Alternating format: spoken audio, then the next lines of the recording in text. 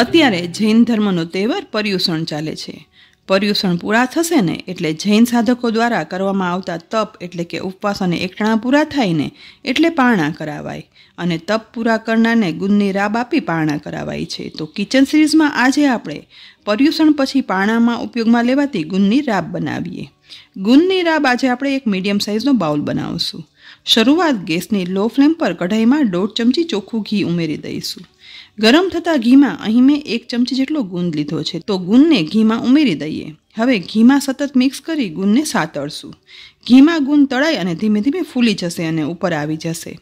રાબ બનાવી છે એટલે ઘી તો ઓછું લીધું છે, માટે ગુંદ તળાય અને ચીપકી પણ જશે।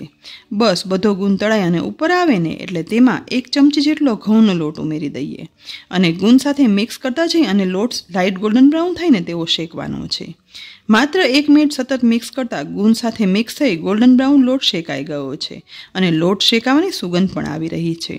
તો આ સમયે તેમાં 1 કપ પાણી ઉમેરી દઈશું। હવે ગેસની લો ફ્લેમ પર પાણીમાં આ રીતે શેકેલા ગુંદ અને લોટને મિક્સ કરવાનો છે।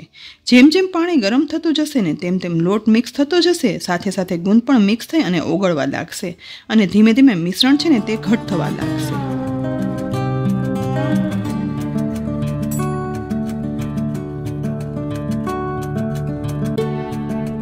અહીં લગભગ 1 થી 1.5 મિનિટમાં ગુંદ ઓગળી લોટ અને પાણી સાથે મિક્સ થઈ ઘટ મિશ્રણ તૈયાર થઈ ગયું છે।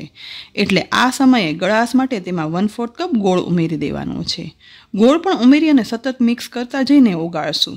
ધીમે ધીમે ગોળ ઓગળી અને મિક્સ થઈ ગયો છે તો તેમાં 2 એલચીનો પાવડર સાથે અડધી ટીસ્પૂન સૂંઠ પાવડર ઉમેરી દઈશું। જૈનોમાં ઉપવાસ કે એકટાણાનું તપ પૂરા કરવામાં પારણા સમયે ગુણની રાબનું આપવાનું એક અનોખું મહત્વ છે।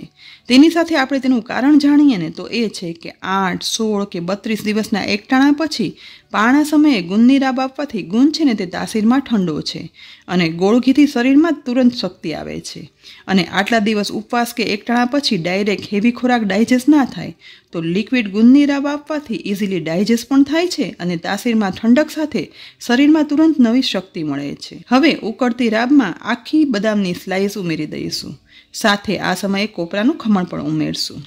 જૈન ધર્મમાં પારણા સમયે બનતી આ ગુંદની રાબમાં સાદી બદામ ના ઉમેરતા આખી બદામ એટલે કે જેને કાશ્મીરી બદામ કહે છે ને તેના ટુકડા ઉમેરાય છે અને કોપરાનું ખમણ પણ ફાગણ સુદ પૂનમ પહેલાં કોપરાને ઉકાળી ઓસાવી અને બનાવવામાં આવેલું ખમણ ઉમેરાય છે। હવે કોપરા અને બદામને રાબમાં સહેજ એવા મિક્સ કરી દઈશું। ગુંદની રાબ બની અને તૈયાર થઈ ગઈ છે। ગરમા ગરમ ગુંદની રાબ હવે આપણે પીરસી પણ લઈએ।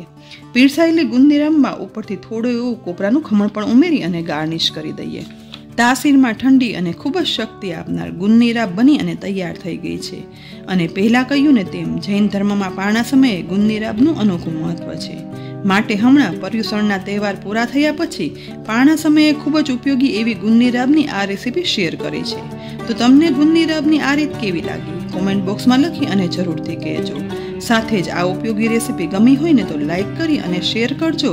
અમારી ચેનલને સબસ્ક્રાઈબ કરી અને બાજુમાં આપેલ બેલ આઇકન પણ પ્રેસ કરી દેજો અને અમારા ફેસબુક પેજને લાઈક કરી અને ફોલો કરજો। ફરી મળશું ઉપયોગી રેસીપી સાથે, ત્યાં સુધી આવજો।